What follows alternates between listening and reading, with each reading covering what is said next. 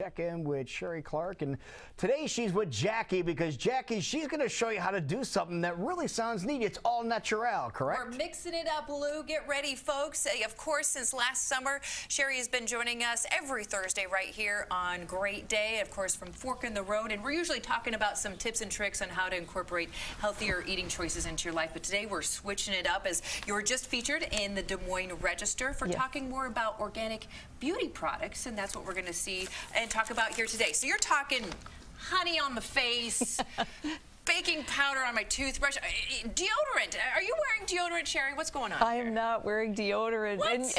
And we're pretty close here. We are. Yeah, and everything's fine. Everything's fine. I probably smell more than you after going to a concert last night. But tell us exactly what this article and what this idea is all about. Well, here's the whole concept is that whatever we eat obviously helps us be healthy, and whatever we put on our skin also is assimilated into the body. The liver has to process everything that we touch, breathe in, whatever. And so the more natural we can use healthcare products or personal care products, the better off we are. Because a lot of times with your help and guidance and advice, we're thinking about now what we're putting in our mouths, but we don't always think about what we're slapping on our skin. Exactly. And for women in particular, health and beauty care products are things that matter. We spend a lot of money on those things. And sometimes we just do it kind of intuitively. We do it without even thinking about it. You buy the same product that your mom bought, or you stay with the same thing year after year, and you never take the time to flip over the label and look and realize how many things you're actually ingesting. Well, there's a couple of things. One, they're using words on those labels that make absolutely no sense to me, which is sometimes not always a good thing.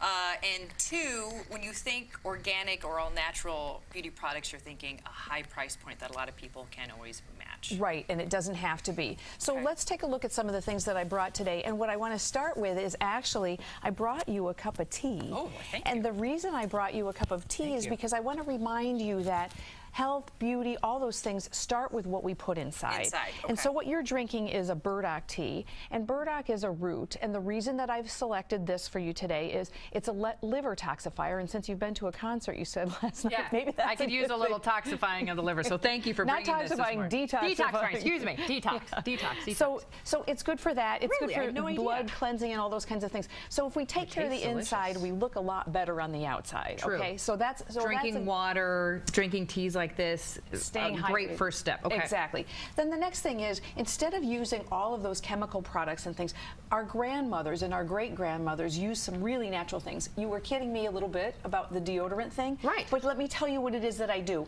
When I'm going to be on the air, when I might be thinking, I might be a little bit nervous, or when I'm going to be talking in front of a big group, whatever, I will use a deodorant that I make myself. But most of the time, I don't use anything.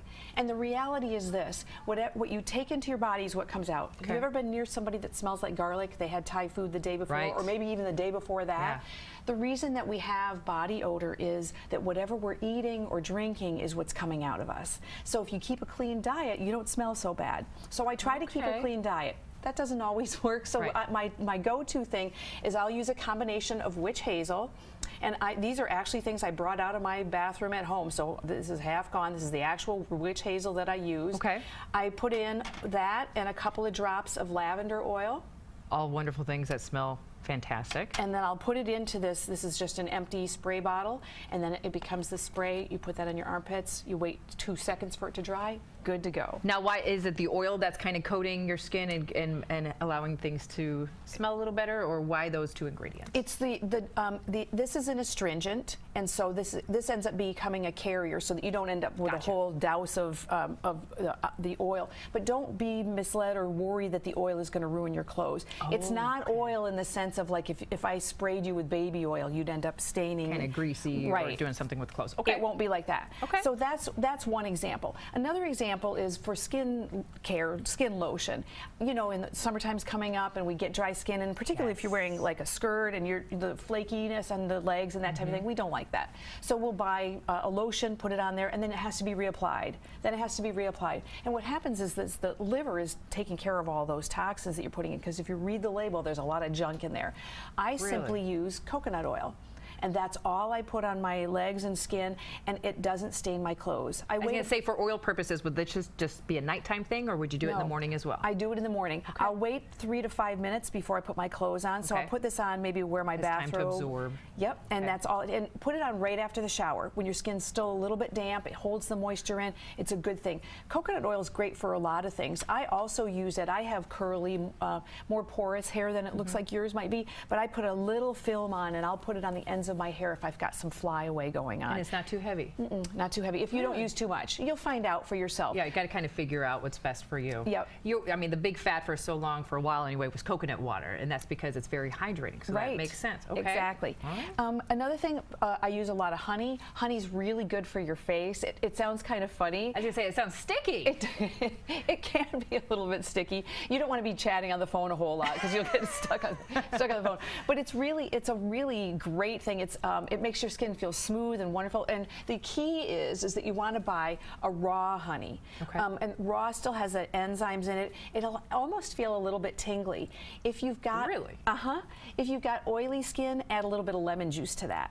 It's really easy to find recipes on the internet for all of the kinds of things that we're talking about. I can tell you, for example, that I do a combination of baking soda, salt, and peppermint essential oil to make a toothpaste. But there are other ingredients listed on the internet. Some people actually put some coconut oil into the toothpaste for that. So find something that resonates with you and sounds like it would work. And that still does everything you need to keep your teeth it feels really healthy, wonderful. or yes. healthy skin or anything like that. Well, taking a look right now at a do-it-yourself natural personal care products toothpaste, if you want to give that a try at home. It seems simple things you could do that could make a big difference in your life. Absolutely. One other thing, a lot of people use hydrogen peroxide. They'll rinse out their mouth with that. Yes. And you've heard that before. The hydrogen peroxide that we buy in the brown bottle in the drugstore has a lot of additives in it. Are you serious? I'm serious. So what I do is I buy a food grade hydrogen peroxide. This is an 8%. Okay. It has to be diluted. Don't use it full strength. But it will stain your clothes if you use it full strength. So you do need to dilute it and keep it away from kids. But this would be a better choice to use on the mouth if you're going to be using a hydrogen peroxide to rinse out. So there you have it. Wow, just a couple of tidbits and ideas. Now, just really quickly, let's talk about labels and making people aware, and just, sometimes turn the bottle around and see what's on the box or see what's on the jar. You see those words that make no sense. Is there somewhere you can go to kind of look up those ingredients and know what you are putting in your body? There absolutely is. The Environmental Working Group, EWG, has a website. The website is a real short one, and I don't want to missay it, so I'll let people look that up. But they have a skin care division. You can plug in actually the name of the brand, and it will tell you what the ingredients are, what they mean, and rate it. It's almost like a report card. It will give it a grade, like an A, B, or C. And say, yeah, you should use this, maybe you ought to look at another one. I highly recommend that. I even recommend that for the products that are plugged as being natural or organic. Those are listed in there too. Natural, organic, all those words, let's look up, let's not trust. Let's not go blindly. Let's take a quick look and go visit the website and make sure we're getting what we think we are. First, really quickly, a product that you're amazed that you would think is completely healthy for you, but you were shocked by what was actually in it. Oh, gosh. Right off your head. Probably toothpaste. Toothpaste? Yeah. Really? Toothpaste, yeah, because the foaming agents and all of the things that are in there, and it's in your mouth, yeah. It's disgusting. Something to think about, folks. You can check out the article in the Register. Of course, we'll have a link up on our Great Day Facebook page, so you can go check it out. It's a fantastic read. Sheree Clark, thank you so much. And of course, we're getting ready for another season coming spring of 2015, Fork in the Road. You can see that right here on KCWI. And of course, you can go to fork-road, there you go, .com to see everything great that Sheree is up to. Thank you so much for giving us some great tidbits and me some tea this morning. We'll be right back. We're going to take you to the